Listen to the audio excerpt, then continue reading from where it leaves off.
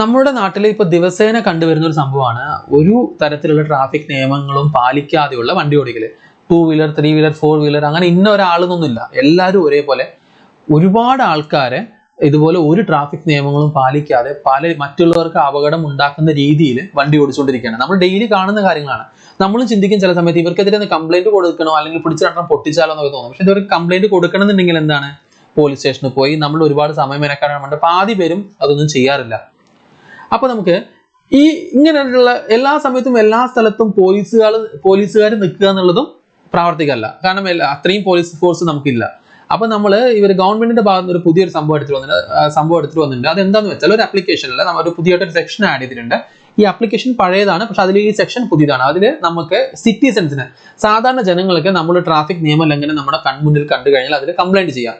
Complaint ചെയ്ത details, video, photo എന്ത് വെച്ചാണ് നമ്മൾ കംപ്ലൈന്റ് ചെയ്യുന്നത്, ആ ഡീറ്റെയിൽ നമ്മുടെ പോലീസ് ഇതിന്റെ അധികാരികൾ ക്ലിയർ ആയിട്ട് ചെക്ക് ചെയ്ത് നോക്കും. വാലിഡ് കംപ്ലൈന്റ് ആണെന്നുണ്ടെങ്കിൽ ആ വണ്ടി നമ്പറിനെതിരെ ശക്തമായ നല്ലൊരു ഫൈൻ എമൗണ്ട് അവര് കൊടുക്കുകയും ചെയ്യും.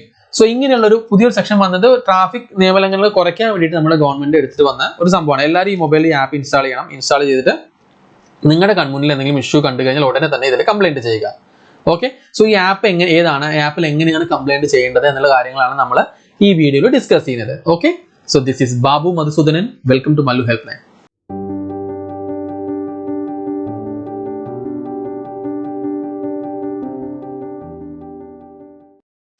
സോ ഈ ആപ്ലിക്കേഷൻ എന്ന് പറയുന്നത് സിറ്റിസൺ സെന്റിനൽ, അത് ആപ്ലിക്കേഷന്റെ ഒരു സെക്ഷൻ ആണ്. ആപ്ലിക്കേഷൻ എന്ന് പറയുന്നത് mParivahan ആപ്ലിക്കേഷൻ ആണ്.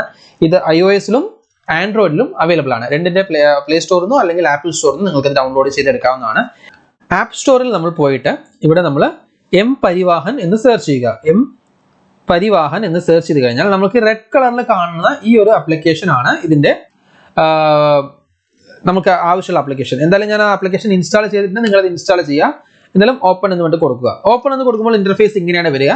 Create a new account, sign in. So നമ്മൾ ക്രിയേറ്റ് എ ന്യൂ അക്കൗണ്ട് എന്ന് പറഞ്ഞ സാധനത്തിൽ ക്ലിക്ക് ചെയ്യാം. അതിനുശേഷം സംസ്ഥാനത്തിന്റെ ഭാഗത്ത് നിങ്ങളുടെ സംസ്ഥാനം ഏതാണോ ആ സംസ്ഥാനം സെലക്ട് ചെയ്യുക. സെലക്ട് ചെയ്തതിനു ശേഷം RC-ല് അല്ലെങ്കിൽ ഡ്രൈവിംഗ് ലൈസൻസിൽ ഇതിലുള്ള രീതിയിലുള്ള നിങ്ങളുടെ പേര് കറക്റ്റ് ആയിട്ട് RC-യോ അല്ലെങ്കിൽ ഡ്രൈവിംഗ് ലൈസൻസോ ഉള്ള പോലെ നിങ്ങളുടെ പേര് ഇവിടെ എൻ്റർ ചെയ്യാം. കാരണം നിങ്ങൾ ഇതിൽ ഈ mParivahan പല കാര്യങ്ങൾക്ക്, വെഹിക്കിൾ റിലേറ്റഡ് കാര്യങ്ങൾക്ക് ഉപയോഗിക്കുന്നത് കൊണ്ട് നിങ്ങൾക്ക് DL ഉള്ള പോലെ തന്നെ പേര് കൊടുക്കാൻ ശ്രദ്ധിക്കുക. അതിനുശേഷം നിങ്ങൾ യൂസ് ചെയ്യാൻ പോകുന്ന മൊബൈൽ നമ്പർ ഇവിടെ കൊടുക്കുക. 3ാമത്തെ സെക്ഷനിൽ ഇവിടെ മൊബൈൽ നമ്പർ എൻ്റർ ചെയ്യാം.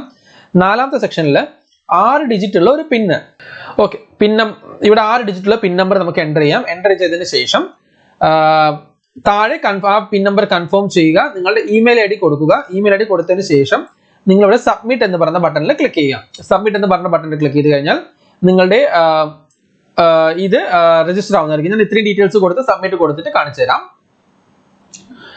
ഓക്കെ, സോ രജിസ്റ്റർ ചെയ്ത് കഴിഞ്ഞാൽ നിങ്ങൾക്ക് അവിടെ രജിസ്റ്റർ ക്ലിക്ക് ചെയ്യുമ്പോൾ ഒരു OTP നിങ്ങളുടെ മൊബൈൽ നമ്പറിലേക്ക് വരും. അത് എൻ്റർ ചെയ്ത് കഴിഞ്ഞാൽ രജിസ്റ്റർ ആവും. രജിസ്റ്റർ ചെയ്താൽ ഹോം പേജ് ഇങ്ങനെയാണ് വരിക.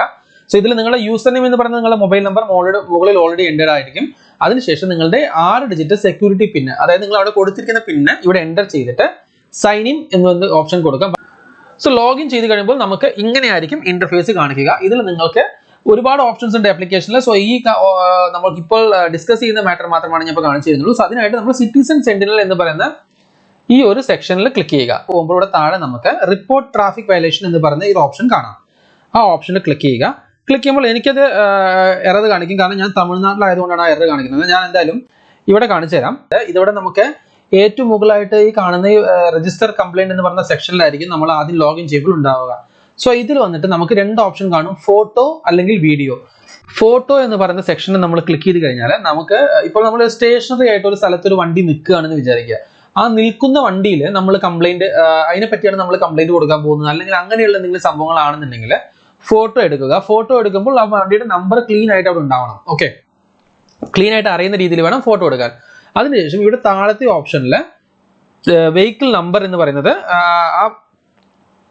ആ വണ്ടിയുടെ വെഹിക്കിൾ നമ്പർ ഇവിടെ എൻ്റർ ചെയ്യുക. അതിനുശേഷം നിങ്ങൾ ഫോട്ടോ സബ്മിറ്റ് ചെയ്യുമ്പോൾ അതനുസരിച്ചുള്ള വയലേഷൻസ് എല്ലാം ഇവിടെ വരും. ഈ ഡ്രോപ്പ് ഡൗണിൽ വരും. ഇത് ഡ്രോപ്പ് ഡൗൺ ക്ലിക്ക് ചെയ്ത് കഴിഞ്ഞാൽ ആ വയലേഷൻസ് മൊത്തം കാണാം. അതിൽ ഏതാണോ നിങ്ങൾ ഉദ്ദേശിക്കുന്ന വയലേഷൻ അത് സെലക്ട് ചെയ്യുക.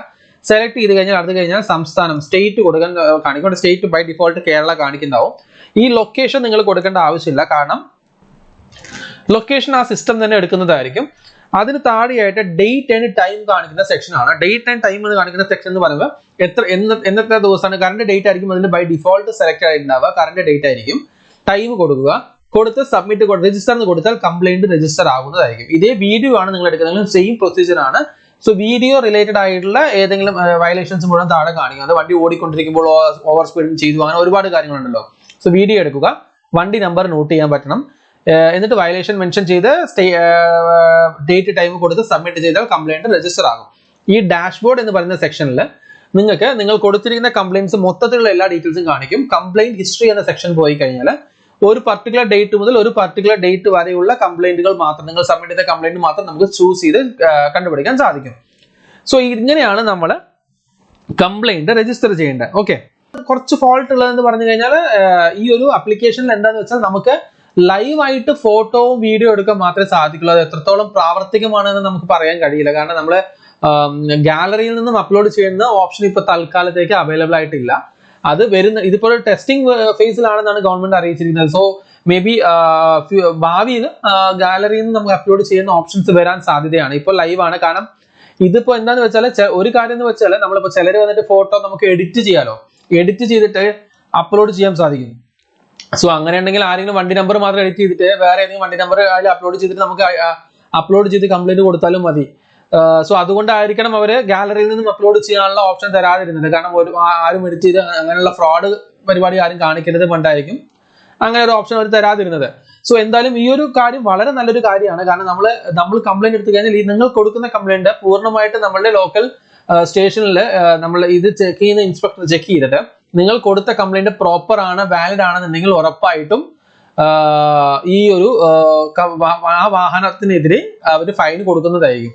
ഓക്കെ, പ്രത്യേകം ശ്രദ്ധിക്കേണ്ടത് വണ്ടി നമ്പർ അതേപോലെ കൊടുക്കുന്ന ഡീറ്റെയിൽസ് ക്ലിയർ ആയിട്ട് കൊടുക്കുക. കാരണം ഡീറ്റെയിൽസ് നീ തെറ്റിക്കുക കംപ്ലൈന്റ് അവർ റിജക്ട് ചെയ്യുന്നതായിരിക്കും. ഇങ്ങനെയാണ് നമ്മൾ വാഹന ഗതാഗത നിയമങ്ങൾ പാലിക്കാതെ ഡ്രൈവ് ചെയ്തുകൊണ്ടിരിക്കുന്ന വ്യക്തികൾക്കെതിരെ കംപ്ലൈന്റ് കൊടുക്കാനുള്ള ഓപ്ഷൻ.